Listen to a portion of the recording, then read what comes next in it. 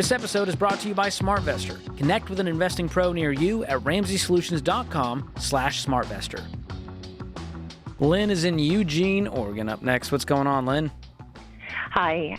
I'm 75. I quit my job to take care of my mother who had dementia the last 7 years.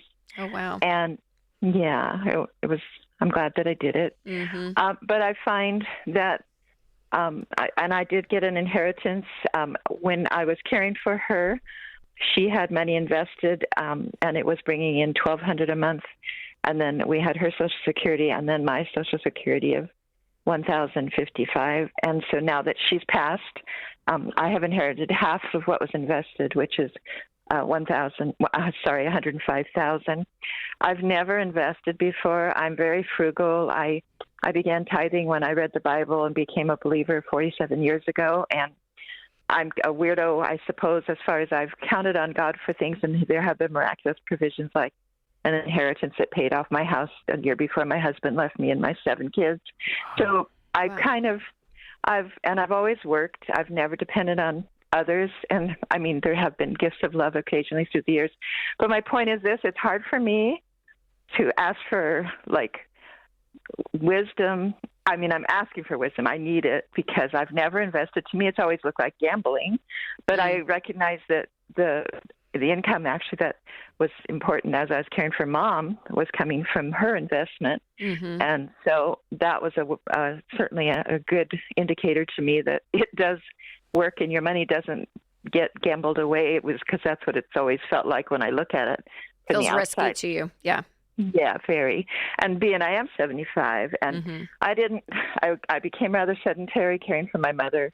And so I'm not in the best shape right now. I don't really want to go back into the workforce again if it's possible. Yeah. I understand it may have to happen. So my question is, do you have any recommendation as to what you would think would be best for my present situation as far as to bring in some income from my inheritance? Or should I I figured out I need past my income.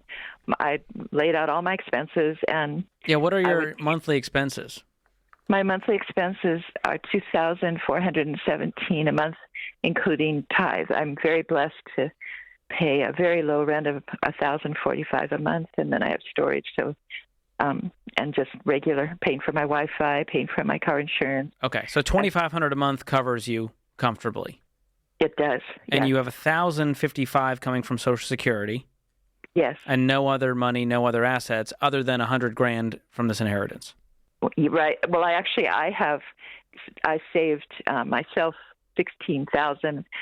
Anyway, is that your savings essentially, your emergency fund? Yes. $16,000? Yeah. Okay, so we won't touch that. We're not going to count that on the income side. We need to protect that. So you're really asking, I make $12,000 a year. I need to make, you need an extra $1,500. And so can we squeeze $1,500 a month out of $100,000? Not for a long time. I mean, how old was your mother? She was 93. So let's assume you go to 93 at the very least, right? We'll give you 95. We'll go 20 years. Rachel's very generous. So 95, we need to make $100,000 work for 20 years. That's right. The math on that is tough. Yeah, it is. Even invested aggressively, I don't know that you could make that last without running out of money. So I do think it would be wise to find work that you can do as long as your body allows you to do it and make as much as you can. Right. Yeah. I think I'm gearing up for that, for sure. What would you do, Lynn, in a perfect world? What sounds life-giving to you? Well, I wrote one book. It was of my first 50 years of life, raising 10 children, becoming a believer through reading the Bible when I was 28. All the supernatural things God did, my husband leaving us after 27 years of marriage, and it was well received by the people who read it, but it's not gotten much reading. But writing is my love, and I still have another 25 years. I'd love to write more about how He has done so many awesome. God has done so many awesome things through being in Youth with a Mission with my 5 youngest, and I just wonder with that gift of writing. And you may have to be a little flexible on topic or whatnot, but the ideal world for you would be to do something that you love, that you're good at, that you're passionate about, and you can make some money. And the good thing is, Lynn, you don't have to be making a ton, right? I'm like, even if you're making, golly, $2,000 a month, you'll be fine. But to George's point earlier, the more you make, even if it's above what you need, could be put away with that $100,000, so that when you, in 10 years or in 5 years, you are able then to slow back and live off those investments, right? So right now, the goal is to not touch that $100,000. That feels like your worst case scenario, because truthfully, you could probably live off that for 6 years and then it's gone. That's what I figured already. Even if it's invested, you could make a little more, but it's $100,000. It's not $1 million. So even invested, if you're making 10% instead of 4%, it's $4,000 versus $10,000. It's still not enough to cover our bills forever. And so you're going to need to get support elsewhere, from working, maybe even from the kids. You have 10 kids. Do you have a relationship with them? Would they be willing to? All of them. Yeah. Like group, everyone put in $100 and let's help mom? That I don't know. I don't know. Most of them are homeowners. Some have rentals, but they have to ask rent higher than I can pay. They had hoped maybe to be able to help that way, but I've never asked them for. Actually, one has already given me their gas card after my mom died and said, "Please use this. We want you to let us pay for your gas from now on." That's sweet. Very kind. Very, very kind. Yeah. Wow. Yeah. Yeah. So I think, Lynn, I do think work is in your future. And again, finding something that you can do, ideally, again, towards, the fact that you're 75, I'm like, I would love for you to be at a job that you something love you enjoy. Enjoy. It doesn't have to be something miserable. But we do need to be making some income, and the more income you can find, even though you're so humble and so grateful, I can hear it in your voice. You may feel like, I don't need that much, but just remember, if you're making extra, that's money being put away, so that you don't have to work, hopefully, for the rest of your life, right? That you can be living off some of these investments too. So I think that's the goal. But it might be worth getting a third opinion from a financial advisor, Lynn. So if you want to jump on to RamseySolutions.com and click on SmartVestor Pro, they can just crunch the numbers for you and go, hey, if you did this, here's how much money you could make with this investment. If you put it over here, here's potentially how much you could make in the market if you put it over here.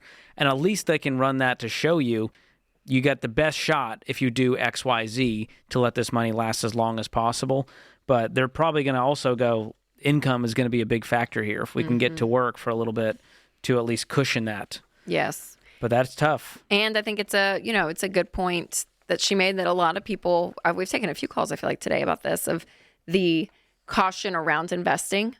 So whether it's people are nervous, and it's usually the older people we talk to, the more cautious they get, which makes sense, because you're like, okay, I have this money. I don't want to lose this money. It feels overwhelming. Yes. So just remembering, you guys, to focus on the facts when it comes to money is so important, especially that side of looking at what really has happened when you put money in the market. And that's what you have to bank on, right? You have to focus on the facts, not this idea of what could happen one day. Could Jesus come back? That was I took that call. Yeah. That was a wild one.